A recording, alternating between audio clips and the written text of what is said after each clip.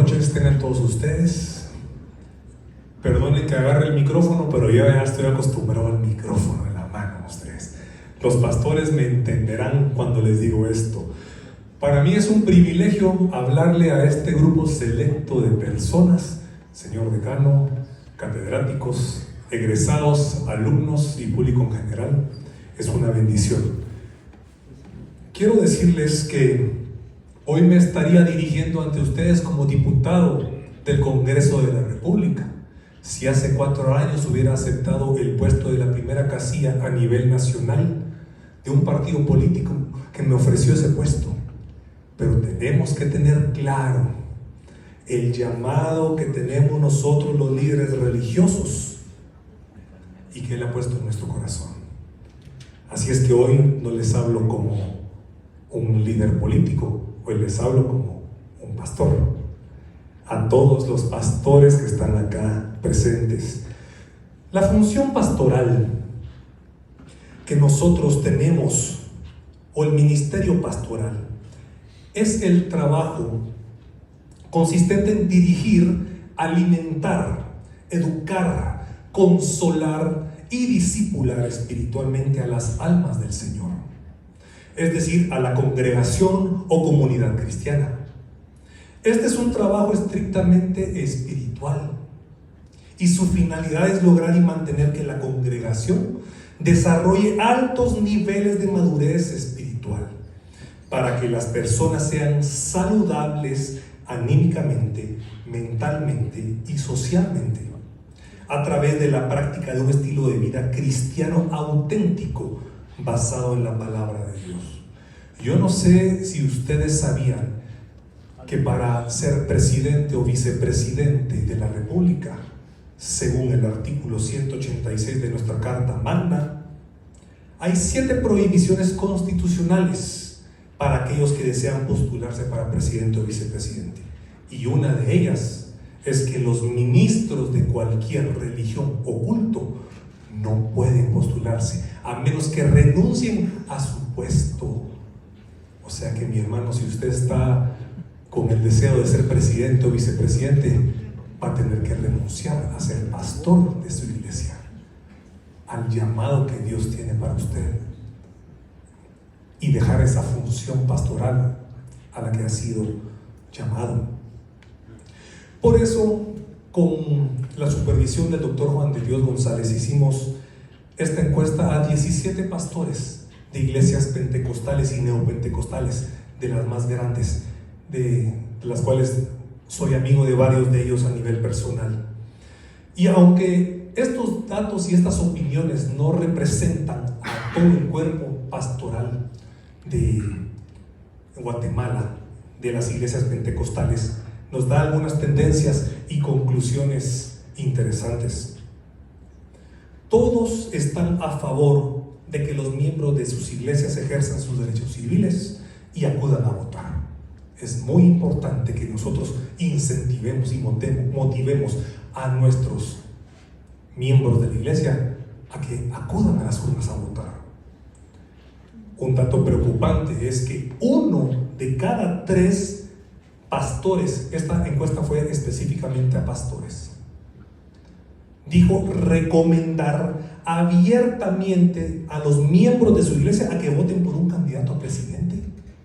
Miren qué delicado lo que dijeron. 1 de cada 3 pastores está dispuesto a decir frente a su congregación que voten por tal partido político. Usted ve lo delicado y las implicaciones de hacer eso.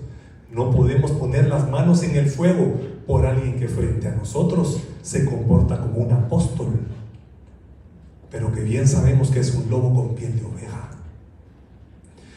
Con respecto a la práctica política, todos concuerdan que se necesitan personas temerosas de Dios en puestos públicos porque hay mucha corrupción y un sistema viciado.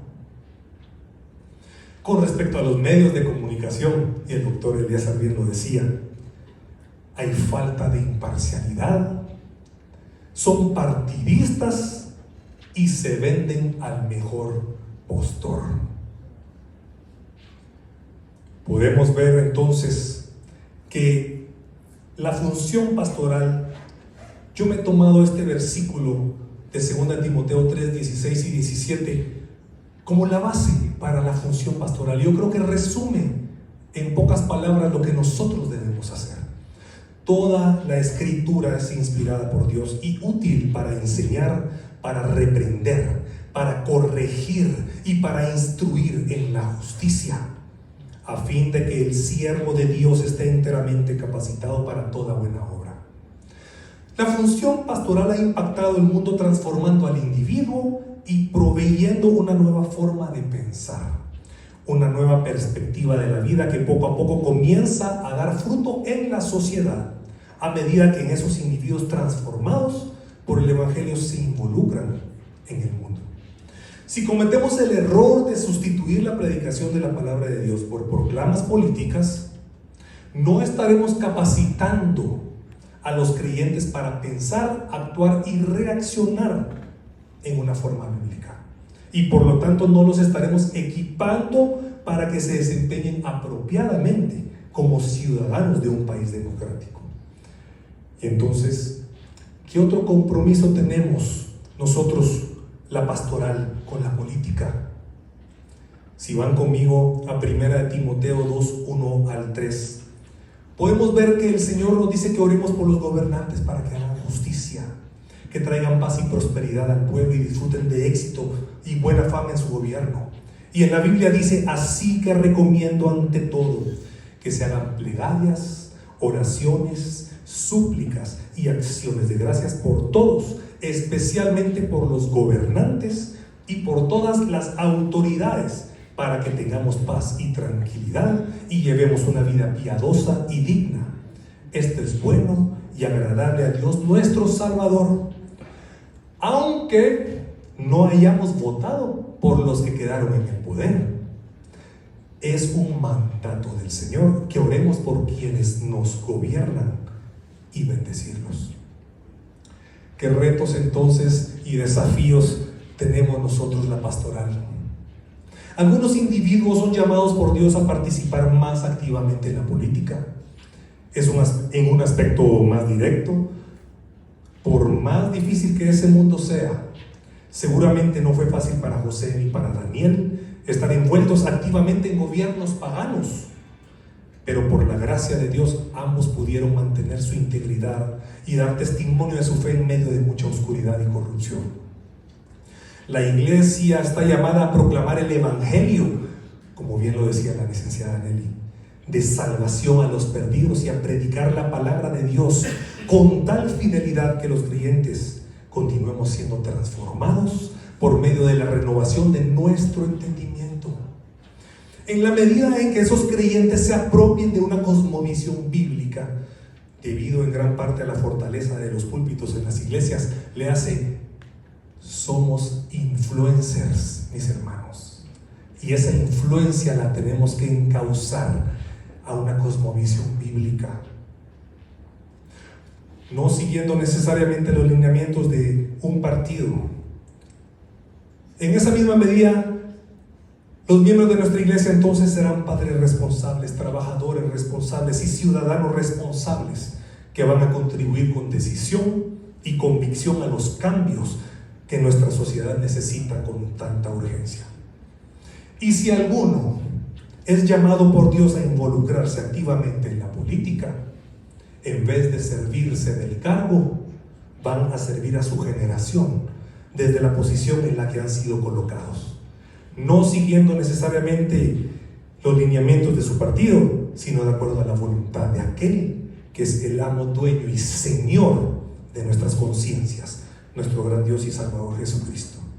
Sigamos predicando todo el consejo de Dios en nuestras congregaciones, porque es la voluntad de nuestro Señor transformar sociedades y naciones a través de la transformación de individuos por medio del poder del Evangelio.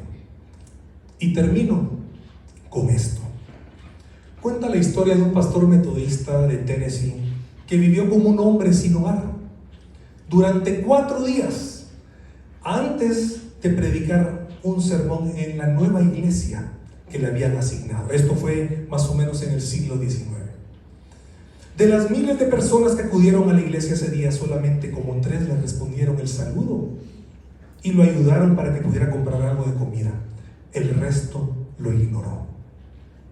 Luego, cuando entró al templo, le pidieron que se sentara en la parte de atrás, porque estaba sucio, con la barba larga, desarreglada y un poco apestoso. Cuando llamaron al nuevo pastor a que subiera al púlpito a predicar, ¿qué creen que pasó? Para sorpresa de todos, este hombre harapiento se subió al púlpito. Él era el nuevo pastor. Y después de leerles un pasaje de la Biblia y decirles cómo se había sentido, o más bien cómo lo habían hecho sentir, los retó de esta manera diciéndoles: hoy veo una reunión de personas, pero no una iglesia de servidores de Jesús. El mundo tiene suficiente gente, pero no suficientes discípulos. ¿Cuándo van a decidirse a convertirse en verdaderos discípulos? Y esa, mis hermanos, es la función pastoral.